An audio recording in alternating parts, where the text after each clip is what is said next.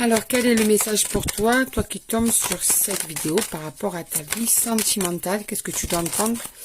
Qu'est-ce que tu dois savoir? Qu'est-ce que tu dois percevoir? Quelle réponse peut-être ça va t'amener? On va voir, c'est les cartes qui décident. Allez, on y va. On y va. Donc, on te parle de retrouvailles, là. Retrouvailles. Parce que là, pour le moment, c'est plutôt dur à vivre. Tu te languis justement de voir cette personne, ou bien c'est cette personne. En tout cas, on te parle d'un homme. Est-ce que c'est toi? Est-ce que c'est l'autre? Cet homme se languit de te revoir, parce que là, pour le moment, il vit un véritable sacrifice. C'est dur à vivre sans toi, tout simplement. Sa tête tourne dans tous les sens, et en fait, il n'arrive pas justement à arrêter de se poser des questions dans tous les sens, et que du coup, cette personne aimerait que ça bouge là, que vous retrouviez votre équilibre ensemble, parce qu'en fait, pour lui, il a besoin de toi, comme sûrement tu as besoin de lui. Et donc, c'est vraiment ce besoin de te revoir pour pouvoir reprendre une vie normale, si tu veux, tu vois. Reprendre ses habitudes, reprendre le plaisir de partager du temps avec toi, reprendre votre complicité.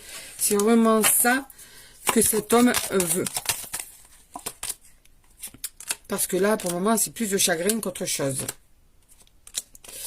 Alors,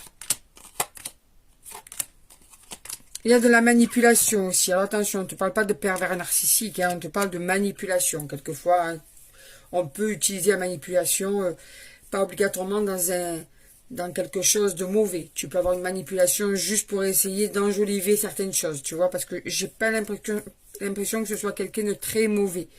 C'est plutôt quelqu'un peut-être qui a cette tendance à te mentir sur des broutilles, tu vois.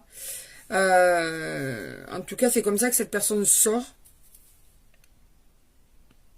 Par contre, tu vois, il a compris que c'est ça qui vous a amené à la séparation, qu'à force de... Et ça le chagrine en fait. Il s'en veut parce qu'il sait qu'il est responsable de cette séparation par rapport à un comportement peut-être qui n'est pas tout à fait clean, par rapport peut-être à un comportement qui n'est pas tout à fait carré, ou en tout cas instable. Et tout ça, et c'est répété de façon chronique en plus, tu vois. Et je dirais même que cette personne, sa première réaction, c'est l'agressivité.